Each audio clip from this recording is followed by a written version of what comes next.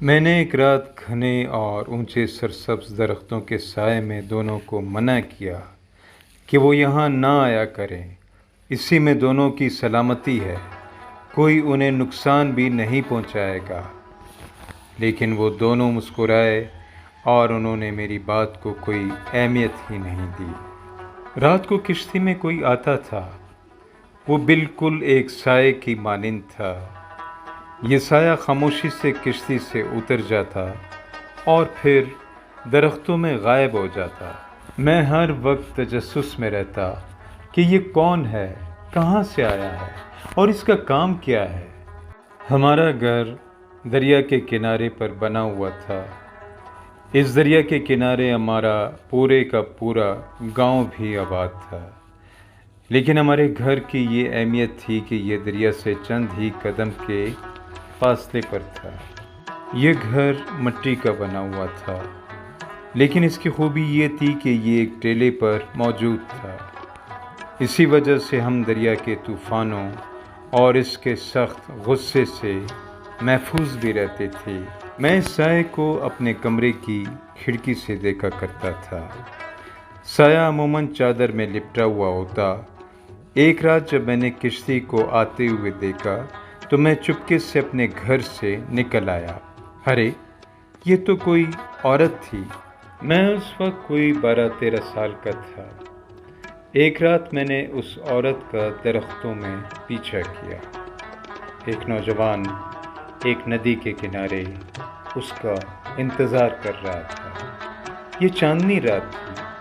میں نے جب ان دونوں کے چہرے دیکھے تو وہ بہت ہی خوبصورت تھے۔ میرے پاس ان دونوں کی خوبصورتی کی تعریف کے لیے کوئی الفاظ نہیں۔ ایک دوسری رات وہ خوبصورت لڑکی کشتی میں نہیں آئی، بلکہ اس کی جگہ 3 مختلف سائے آئے، جس پر مجھے بہت تعجب ہوا۔ یہ 3 مرد تھے۔ میں نے ان کی باتیں سنی۔ وہ اس لڑکی کے رشتہ دار تھے، مسلح تھے اور اس لڑکے کو مارنا چاہتے تھے۔ اس سے پہلے کہ وہ درختوں کی طرف بڑھتے، میں نے اپنے گھر کے خوفناک کتے کو اس کے پیچھے لگایا۔ وہ فائرنگ نہیں کر سکتے تھے کیونکہ پھر لوگوں کو پتہ چل جاتا اور ان کی سازش ناکام ہو جاتی۔ اسی لیے وہ تینوں اپنی کشتی میں جلدی جلدی واپس بھاگ گئے اور خاموش دریا میں رات کے اندھیرے میں ان کی کشتی نظروں سے غائب ہو گئی۔ ایک رات کو لڑکی ایک بار پھر کشتی میں آئی۔ میں نے اپنے کتے کے ساتھ اس کا پیچھا کیا اور اپنے ہوشیار کتے کو اشارہ کیا کہ وہ بالکل نہیں بولے بلکہ خاموشی سے میرے ساتھ چلے۔ اب وہ بالکل نہیں بول رہا تھا۔ وہ دونوں صبح تک ندی کے کنارے بیٹھے باتیں کرتے رہے۔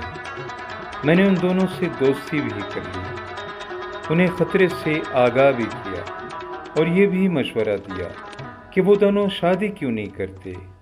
دونوں پہلے تو مسکرائے اور پھر زور زور سے ہنسنے لگے کہ ہمارے قبیلوں کی آپس میں دشمنی ہے، اب تک درجنوں لوگ قتل ہو چکے ہیں، یہ رشتہ نہیں ہو سکتا، یہ ممکن ہی نہیں، تم بچے ہو، تمہیں ہم کیسے سمجھائیں۔ پھر ایک رات جب وہ تینوں سائے مسلح ہو کر دوبارہ نمودار ہوئے تو میں بھاگتا ہوا ان دونوں کے پاس گیا۔ کتا بھی میرے ساتھ بھاگ رہا تھا، انہیں سایوں کی آمد سے آگاہ کیا۔ پھر ہم سب جھاڑیوں سے ہوتے ہوئے ہمارے گھر پہنچے اور میں نے ان دونوں کو اپنے گھر میں پناہ دی۔ کتے نے اس بار اپنے 2 اور ساتھیوں کے ساتھ ان تینوں سایوں کو وہاں سے بھگایا۔ وہ تینوں جانور چاند کی روشنی میں پانی میں بہت دیر تک بہت خوفناک انداز میں ان کے پیچھے تیرتے بھی رہے۔ اب حالات یوں بنے، لڑکی مردوں کے خوف سے روزانہ نہیں آتی تھی، شاید وہ تینوں اس کے گھر کے مرد تھے۔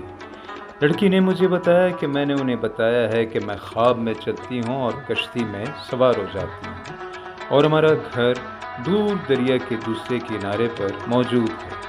البتہ ان تینوں کو اس پر شک سا تھا، ورنہ اگر انہیں یقین ہوتا کہ وہ دشمنوں کے لڑکے سے ملنے آتی ہے تو وہ لڑکی کو مار دیتے۔ لڑکا روزانہ ندی کے کنارے آتا، بے چین رہتا، اور میں اور میرا کتا اس کی توجہ بٹاتے۔ اب لڑکی اگر آتی بھی تو کبھی کبھار۔ مجھے لڑکا اور لڑکی دونوں سے سخت نفرت ہو گئی تھی۔ نہ تو وہ ایک دوسرے کا پیچھا چھوڑ رہے تھے، نہ ان کی شادی ہو رہی تھی، اور نہ دونوں پر موجود خطرہ ٹل رہا تھا۔ دونوں کمبختوں نے میرے اور میرے کتے کا سکون اور چین برباد کر دیا تھا۔ یہ ایسی خوفناک بات تھی کہ میں کسی سے اس کا ذکر بھی نہیں کر سکتا تھا، اشارتاً بھی نہیں کہہ سکتا تھا، ورنہ میرا والد اور ہمارے قبیلے کے لوگ بہت خوفناک تھے۔ لڑکا اور لڑکی کا ملنا بہت ہی برا سمجھا جاتا تھا۔ پھر ایک دن میں اپنے گھر میں اپنے کتے کے سامنے بہت رویا۔ میں نے اس سے کہا کہ یہ کس مصیبت میں ہم دونوں گرفتار ہو گئے ہیں، آخر اس کا حل کیا ہوگا؟ میرا کتا بہت دیر تک مجھے ہمدردی سے دیکھتا رہا۔ عجیب سا کتا تھا، میری طرح اس کے آنسو نہیں نکلے، بس خاموشی سے مجھے دیکھتا رہا۔ البتہ میں رات بھر آنسو بہاتا رہا اور تڑپتا رہا۔ اب وہ دونوں کمبخت لڑکا اور لڑکی بہت دور کسی نامعلوم اور انجانے دیس میں ایک دوسرے دریا کے کنارے رہتے ہیں۔ کہاں، یہ کسی کو بھی خبر نہیں۔ ان دونوں کو گھر سے بھاگنا تھا اور بھاگ گئے، اور اب وہ اپنے خطوط میں بتاتے ہیں کہ ان کے پیارے پیارے سے بچے بھی ہیں۔ لیکن اب مجھے اپنے کتے سے نفرت ہو گئی ہے۔ وہ جب بھی میرے پاس آتا ہے تو میں اس کی طرف دیکھنا بھی گوارا نہیں کرتا۔ کئی بار غصے میں اسے کہا بھی ہے کہ مجھے تم سے نفرت ہے، میرے قریب مت بھٹکا کرو، لیکن بدبخت پھر بھی مجھے پیار سے دیکھ رہا ہوتا ہے۔ میں پہاڑی دروں میں چہل قدمی کرتے ہوئے پتھروں سے اس کی ترگت بھی بناتا ہوں، لیکن کمبخت ناراض بھی نہیں ہوتا، بہت ڈھیٹ اور بہت بے شرم بھی، کسی کی ناراضگی اور نفرت کو سمجھنے کی کوشش بھی نہیں کرتا ہے۔ لعنت ہو اس عصری پر، لعنت ہو ایسے کتے پر۔ بس یہ ایک عجیب سی بات ہوئی، اور ایسا ہونا بھی نہیں چاہیے تھا، بلکہ یہ بہت افسوسناک واقعہ بھی ہے کہ ایک رات گاؤں کے درجن بھر کتوں نے دریا کے بہت ہی گہرے پانی میں ایک نامعلوم سی کشتی الٹ دی، اور اگلی صبح سے دور چوتھے گاؤں میں پانی سے 3 اجنبی مردوں کی لاشیں برآمد ہوئیں۔